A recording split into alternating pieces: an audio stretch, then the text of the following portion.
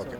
చాలా రోజుల తర్వాత మళ్ళీ కనిపిస్తున్నారు అండ్ దట్ టు బ్యాక్ మళ్ళీ మాంత్రిక రోల్స్ కనిపిస్తున్నారు, ఎలా అనిపిస్తుంది? అండ్ రీసెంట్గా చూసుకుంటే లైక్ ఇప్పుడు చేసిన క్యారెక్టర్లో ఒక చాలా యాక్షన్ పార్ట్ అయితే కనిపించింది. ఎలాంటి ఛాలెంజెస్ ఫేస్ చేశారు ఈ క్యారెక్టర్?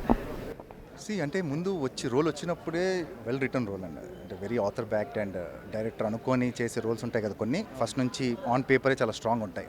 సో అలాంటి రోల్ వచ్చింది నాకు. So you are as good as your writing. అంటే మీకు వచ్చే రోల్స్ని బట్టే నువ్వు మంచిగా చెడు అనేది జడ్జ్ చేస్తుంటారు. మీ రోల్ బాగుంటే మీరు బాగుంటారు, లేకపోతే బాగోరు. సింపుల్. వచ్చిన రోల్ చేయగలగాలి అంతే. యా. సో మీరు ఇందాక అన్నారు కదా, మాట్లాడుతూ ఒక సర్టన్ ఏజ్ వరకు ఒకటి, ఇంకో తర్వాత ఇంకోటి. సో ప్రజెంట్ నేను ఏ చూస్ చేసుకుంటున్నానని అంటే లైక్ మీలాంటి యాక్టర్ లైక్ చాలా మూవీస్ చేసి చాలా ఎక్స్పీరియన్స్ ఉన్న యాక్టర్స్ ఏదైనా చేయగలరు. సో ఇవే ఎందుకు అని అంటే నేను అనేది ఇది ఎందుకంటారు ఈ మాంత్రికుడు ఇవన్నీ నేను మిగతా కూడా చేస్తున్నాగా. పుష్పలో బన్నీ బ్రదర్గా చేస్తున్నాను, దేవరాలో కాప్ రోల్ చేస్తున్నాను, సింగంలో ఒక మంచి ఇంపార్టెంట్ రోల్ చేస్తున్నాను అజయ్ దేవగన్ గారి ఫిల్మ్లో.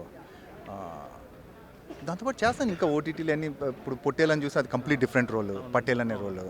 సో యా అన్ని రకాలుగా చేస్తున్నాను.